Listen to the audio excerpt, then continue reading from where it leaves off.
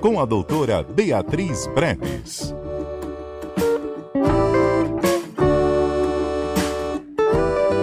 Segunda-feira é dia do nosso quadro Brevidades. Doutora Beatriz Breves, boa tarde para a senhora, tudo bem? Bem, boa tarde aos ouvintes, a todos da rádio, tudo muito bem aqui, tranquilo. Bom, hoje a gente fala sobre o sentimento de rejeição, né? Como é esse sentimento, doutora? É um sentimento que costuma trazer muito sofrimento para quem sente, né? Porque a pessoa que, quando ela se sente rejeitada, quando ela vivencia esse sentimento, ela se sente não aceita, né? Ela se sente desprezada, né? E aí é como se fosse uma apunhalada que ela leva, né, na autoestima, né? Fica uma coisa assim, não se sentir querida, né? Ninguém agrega felicidade à rejeição, né? A gente agrega sofrimento, tristeza, enfim. Então é um sentimento que traz normalmente muito sofrimento para quem sente, dependendo do nível da rejeição, do grau de rejeição, pode trazer sérias consequências para a pessoa. E por que o sentimento de rejeição se apresenta tão dolorido, né?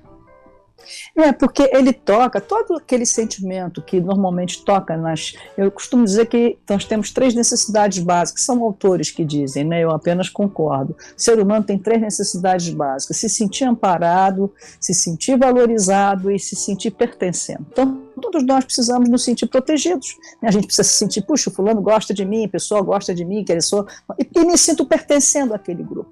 Então, quando você tem um sentimento que toca nessas necessidades básicas, que é a base da estruturação da gente enquanto identidade, enquanto elevação da autoestima, enfim, isso balança. E a rejeição toca exatamente isso, porque a pessoa que sofre rejeição, ela se sente desamparada, ela se sente desvalorizada e ela não se sente pertencendo. Então ela não se sente aceita, então fica uma coisa assim complicada.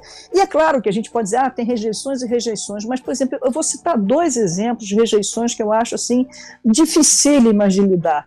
Uma, por exemplo, é quando a pessoa sofre rejeição dos pais, né?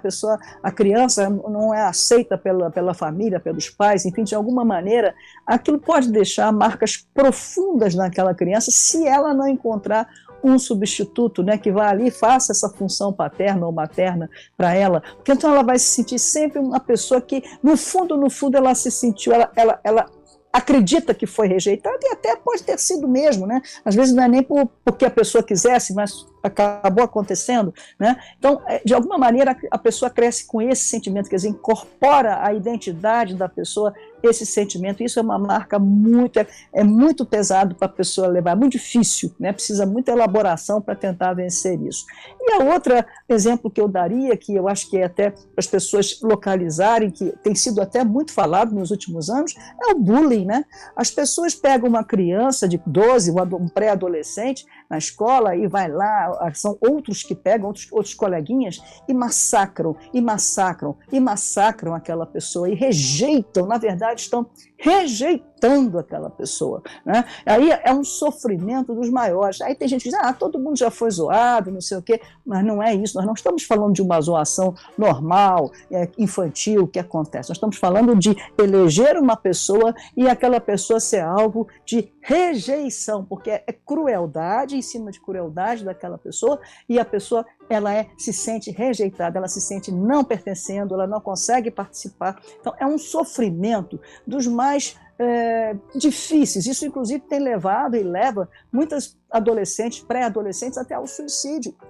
Então a gente tem que pensar sobre isso, porque esse sentimento de rejeição, quando ele é levado às últimas consequências, ele pode trazer consequências severas para a pessoa que está sendo a vítima dessa rejeição, porque nesse caso é uma vítima mesmo do sentimento de rejeição. Então é um sentimento que a gente tem que tomar muito cuidado, ele é um sentimento realmente que pode nos fazer assim, deixar marcas profundas e muitas dores. E ainda acrescenta-se o cyberbullying, né, que é pior ainda do que o bullying, porque o bullying é intramuros, você ainda localiza quem está te rejeitando. Já o cyberbullying, não, você nem sabe quem é, você simplesmente é rejeitado e aí você se sente um zero à esquerda no mundo, você nem se sente pertencendo ao mundo. Então é muito sério isso, sabe? Então por isso é muito doloroso, quando ele é levado ao extremo mesmo. E como a gente pode lidar com quem nos rejeita, doutora? Como é que a gente lida com quem nos rejeita, né? Diria que é não ficar tentando ser aceita. Por exemplo, no caso do cyberbullying, não jamais contracenar. No caso dos pais, enfim, é tentar buscar, à medida que a pessoa vai se tornando adulto, né, ela entendendo que tem uma história real de rejeição, vamos dizer assim, né, ou pelo menos que ela supõe que seja real de rejeição, é saber que aquilo não tem a ver com ela particularmente, né?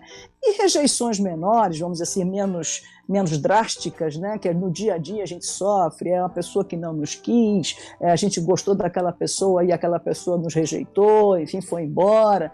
Essa rejeição é você não ficar tentando ser aceito, porque é a pior coisa é você ficar correndo atrás, né? É você não ficar tentando modificar a sua forma de ser em função do que você acha que o outro vai querer para te aceitar. Isso é a pior coisa que você pode fazer por si.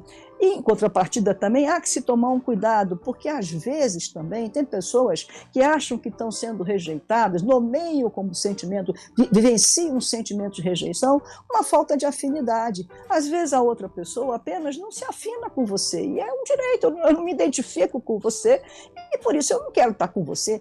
Não passa exatamente pelo sentimento de rejeição, quer dizer, não é uma coisa de... Porque o sentimento de rejeição, ele traz um quê de repulsa, né? Eu não quero. Não, às vezes não, às vezes apenas você não se identifica. Então, há que também se tomar cuidado, porque nem sempre você está... O fato do outro não querer estar com você significa que ele sente rejeição por você e leva você a se sentir rejeitado. Porque, de uma forma ou de outra também, é importante que a gente compreenda que todos nós na vida, num grau menor ou maior, vivemos isso, né? A gente é rejeitado por uns, rejeita outros, mas num nível tolerável, num nível suportável, que você vai sentir a rejeição, mas você vai lidar com ela de uma forma leve. Quando eu estou falando aqui é do sentimento de rejeição, quando ele predomina naquela vida da pessoa, né? Então eu diria que nesse caso o melhor caminho, aí tanto faz na forma leve ou na forma mais pesada, é não ficar tentando se fazer a ser aceita.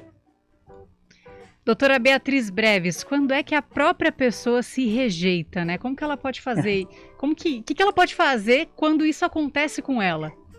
Isso acontece muito mais do que a gente imagina, né? A pessoa, ela carrega dentro de si, ela antecipa a rejeição, né? Na verdade, às vezes a pessoa nem se dá conta que ela está se rejeitando antes, né? Mas ela já propõe o fracasso dela antes, ela já propõe, não vou nem chegar, ela não se aproxima do outro pelo receio de ser rejeitada, quer dizer, no fundo ela está se rejeitando antes. Por que ela tem que supor que o outro vai rejeitar? Só porque ela está se rejeitando antes, né?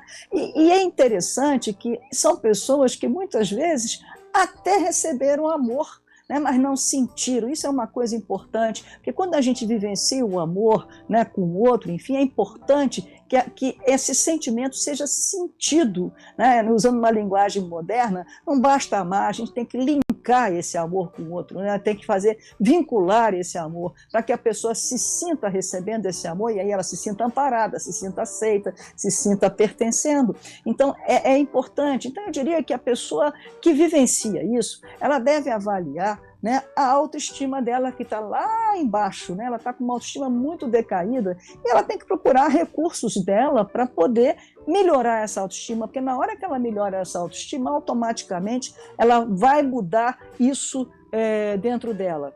E é importante também que essa relação que se estabelece, às vezes, de não se sentir amado, não quer dizer que não foi amado, né? Apenas não se sentiu. Isso acontece e não quer dizer que tenha responsáveis, que a pessoa não quis. Às vezes acontece e a gente nem sabe explicar por que acontece. Acontece. Como atenuar a dor da rejeição? Essa é a nossa pergunta de $1 milhão, né, doutora? Toda segunda-feira. Mas essa eu diria que é fácil responder. Talvez, não sei se é fácil a pessoa realizar, mas resolver é fácil. É não se rejeitar junto, né? Quer dizer, eu dizer para uma pessoa não se rejeite junto a quem está te rejeitando é fácil, né? Eu sei a resposta. A questão é que se ela vai conseguir fazer isso, né? Porque normalmente a pessoa não aceita que está sendo rejeitada. Mas eu diria então que é buscar dentro da pessoa justamente seus talentos, suas habilidades,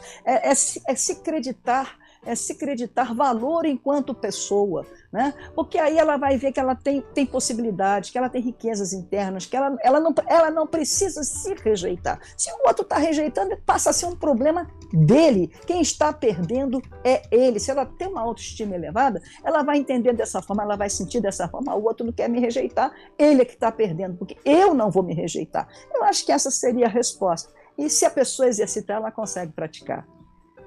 Doutora Beatriz Breves, no nosso quadro Brevidades, muito obrigada por mais essa participação ao vivo. Ao longo da semana a gente acompanha aqui os seus conteúdos sobre outros sentimentos e voltamos a nos falar na próxima segunda-feira. Até, muito obrigada por estar aqui também.